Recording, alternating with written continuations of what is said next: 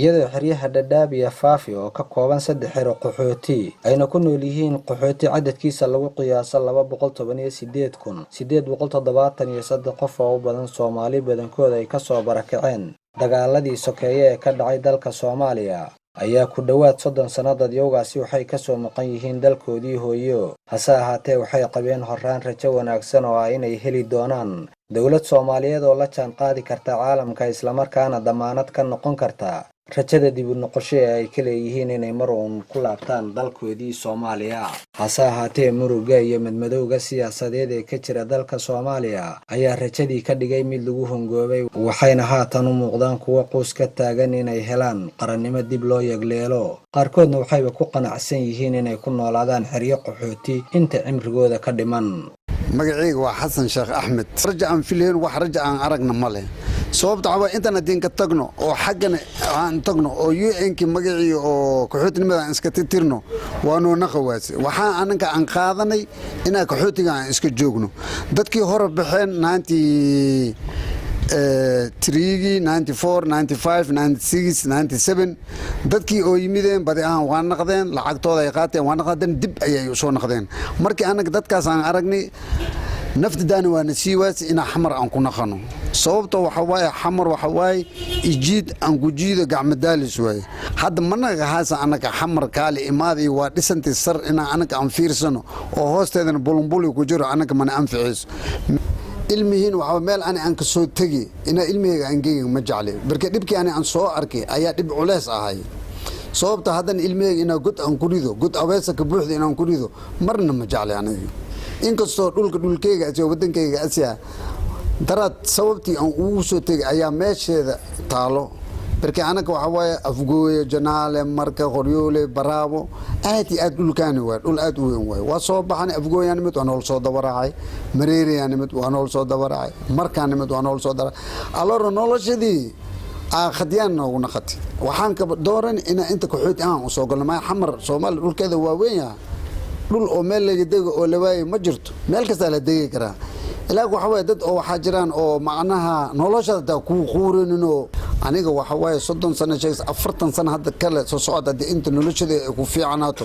aad iyo aad aan u rabaanay bismillaahir rahmaanir magacaygu Yuusuf Qorne Saalax waa anaga waxa way rajo badan aan ka qabnaa maxay yeelay dad muslim baan Ilaahay raxmadiisa laga maqoosta laakiin hadda ma muuqata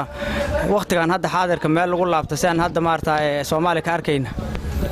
maxaa yeelay Soomaalida ay isku dhadhagan wili ilaa hadda laakiin waa rajo waa iska joogaynaa hadda inta maartay isbedel aan ka helayn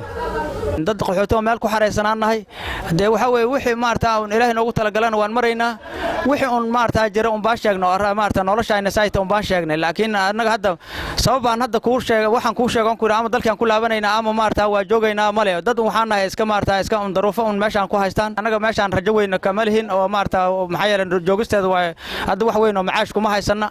maxay yeelay waxyaalo badan oo culays iska jira hadda maxaan ku raahdaa sida raashinka waa yaraaday daawada waa yaraatay hadda dadka farmashaasha laga daawa isbitaalka daawo laga waa marka maxaan ku raahdaa qof khangar la qanin oo isbitaalka geeyno waxa jira aan ka kabaabsada aan ka wayn wax kale iska daa marka waxay noqonaysaa un maartay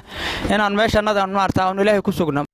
dhalinta ku nool xeryaha Dadaab iyo Faafi ayaa kuwa ku koray amaba ku dhashay xeryo qaxooti waxayna in badan ku taamayeen inay heli doonaan isbedel ayna dib ugu laaban doonaan dalkii Soomaaliya balse haatan aragtidu sidaa waa ka duwan tahay waxayna rajo xumo ka muujiyeen marxaladda siyaasadeed ee ka jirta dalka Soomaaliya magacayga waa Ibrahim Siyaasal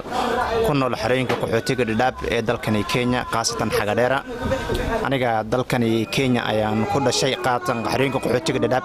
inaan dalka Soomaaliya tago waan jeclan lahaa ama aan ka shaqeysto ama aan dago waan jeclan lahaa laakiin caqabada jirto ee dalka hadda aan loo gali karin ayaa waxay tahay maadaama nin walba fikradiisa iyo caqabadiisa gooni qaas ay u tahay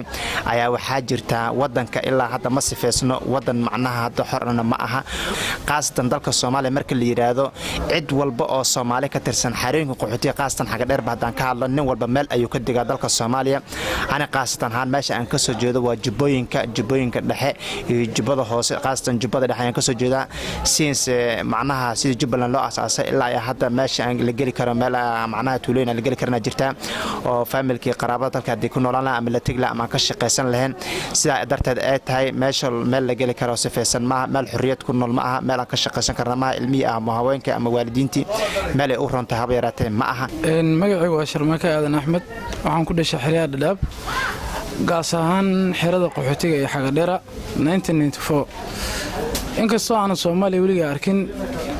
laakiin uma maleynaa hadda wadankayga Soomaaliya inuu jiro aan jeclahay wadan jiro u yahay laakiin inay rajo maanta ka muuqato uma maleynaa maanta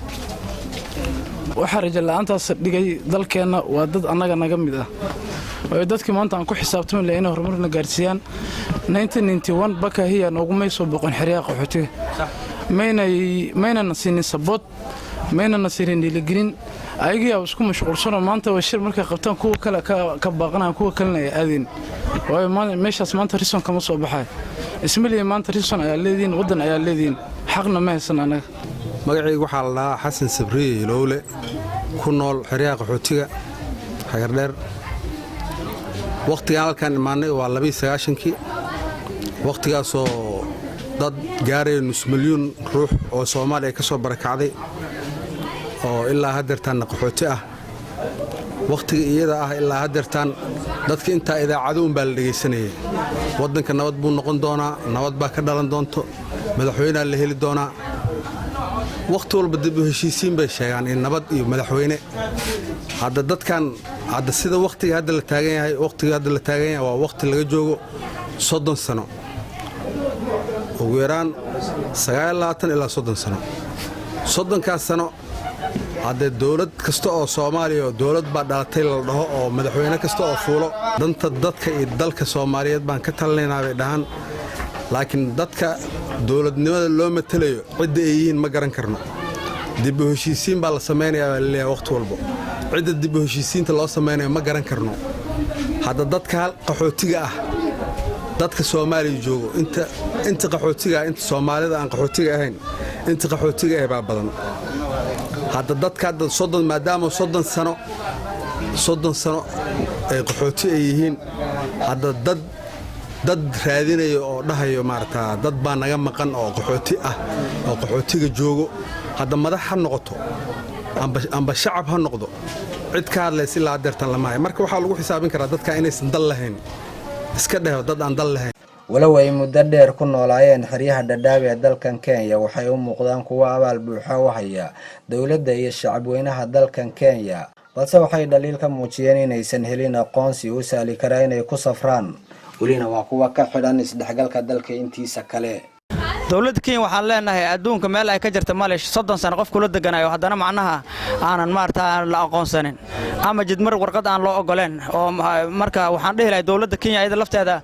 mas'uuliyadeeda anaga ay noo hayso way gabtay sababtoo ah dadkan qaxootiga oo waxa la yiraahdaa Soomaaliya waxay tiraahdaa nin darta ku federaalka kama mudna anaga hadda waa u garawsanahay oo wax badan ay noo qabteen oo ma daraabayna laakiin waxa laga rabay in ay maarta dawladda Kenya ay taxgelin noo sameeyso oo wixii safar oo yaryarka qofka ganacsadaha iyo qofka maarta muwaadilka oo maarta qaraabadii soo salaamay midka iska maarta iska lagu baxsanayo xogaa jaarisanaysay nasiyaan waa rabnay marka anaga taas hadda nooma muuqata waaba rajo beelnay awal warqad jidmarana la siin jiray warqadeen hadda waa nagala jooji DRA maarta alien aan ka heli jirnay alienka hadda laftiisa waa nagala jooji oo maarta culays meel ka jira ma naqaana marka waa sidoo iska dhibano oo meel isaga xareysanaanahay marka meeshaan u baa ku sugaynaa marka dad badan waa iska dhintaan ba ayagoo maarta rajo ku noolkaas waxna waa un hareen qaxooti aniga waa soo arkay waxaan ku soo arkay jixiin aan ku soo arkay sancaan ku soo arkay sanca markii abeena aad tagtid waxaad hore laga siyaa raashinka markii bishii la gaaray raashinka waa tagay waa soo qaaday caasimada imaanay waraaqadaada wadata meel kasto ayaad ku mara kartaa sanca ani markii inta aan imid waa la yaabi alansigii aan wadno aan la gaari karin Dhadhaab aan la gaari karin Nairobi iska dhaabe ma fahamtay taas waa la yaabana sababtoo waxa way qaxooti waxaan arki jirnay oo wax kasto waraaqadaas meel kasta isku mara karo America saas oo kale waa ninku shaqeysa wax walba meel kasto green card la siiyaa wax walba la siiyaa ilaa qaxootigan Kenya anaga inkasto si fiican inoo soo dhaweeyeen waxaan jeclaan lahayn hadii waraaqadan oo Kenya lu tagay ama kal meel kasta governor kasta oo Kenya lu tagay hadii waraaqadaas ay nasiilaan oo meel kasta meeshii American controlka waraaqada aan tusno wallahi taas anaga aad aan u jeclaan lahayn Bashir gaxnuug RTN xeryaha Dadaab.